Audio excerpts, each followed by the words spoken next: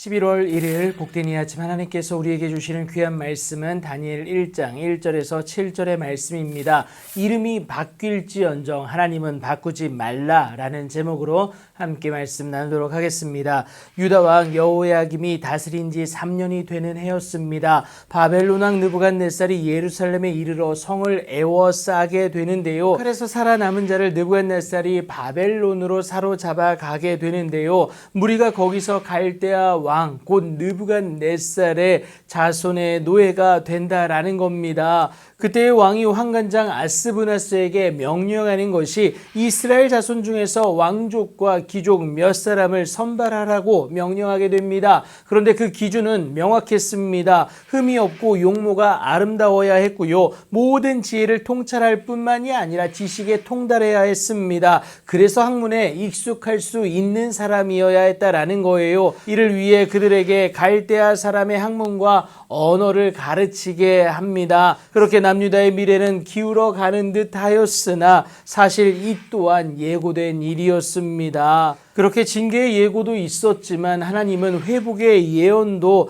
있게 하시는데요. 이것이 하나님의 일하심이고 우리를 향한 그의 사랑이다라는 겁니다. 그렇게 하나님의 일하심으로 인하여서 선발된 소년들은 왕이 지정한 음식과 또 그가 마시는 포도주에서 날마다 쓸 것을 공급받게 됩니다. 무려 3년 동안 이 특권을 누리면서 그들의 교육을 받게 됩니다. 그 후에 그들은 왕 앞에 서게 될 것인데 본격적인 바벨론의 관리로 활동하게 된다라는 것을 의미하고 있습니다. 나름의 고통이 있고요. 또 제한은 있었지만 미래가 보장된 그들의 앞날이었다라는 거예요. 하지만 이들의 계략은 무엇이었느냐? 이스라엘이 잊혀지게 하고요. 결국은 하나님을 외면하게 만들기 위함이다라는 거예요. 여러분 유혹 아닙니까? 그렇게 세상적 특권을 누릴 대표적 인물들이 언급되게 되는데요. 바로 유다 자손 곧 다니엘과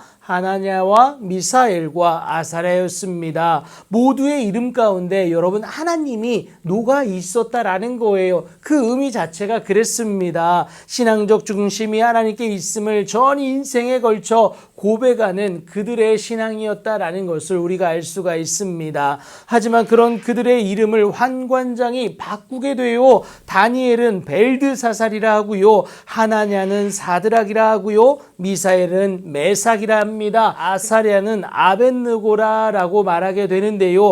모두의 이름 가운데 하나님을 제하여 버리고요. 갈대아인의 신을 강제로 주입하게 됩니다. 그렇게 이름을 바꿔 그들의 정신까지도 바꾸려고 했지만 여러분 절대 그리하지를 못하게 됩니다. 이름이 바뀔지언정 하나님에 대한 그들의 마음은 바꾸질 못했다라는 거예요. 다니엘을 비롯한 세 친구는 흔들리지 않는 그 믿음을 소유했기 때문에 그렇습니다.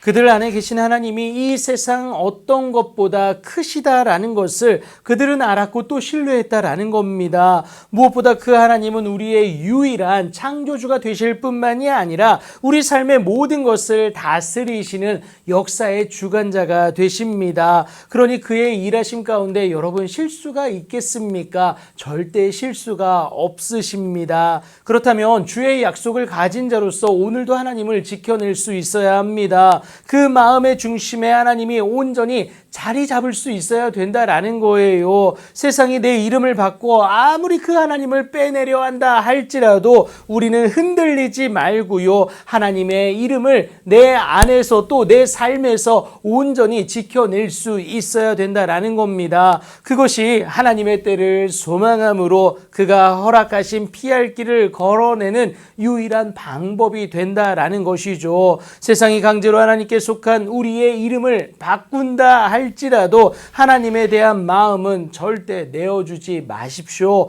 그 마음은 지켜져야 합니다. 그것이 하나님께 온전히 속함으로 회복할 수 있는 유일한 방법이 되기 때문에 그렇습니다. 오늘도 그 하나님을 온전히 지켜내시어서 하나님을 외면하라고 말하는 세상에서 하나님을 오히려 외치고 또 그렇게 구별되어 살아낼 수 있는 여러분들의 귀하고 복된 삶이 되길 예수님의 이름으로 축복합니다.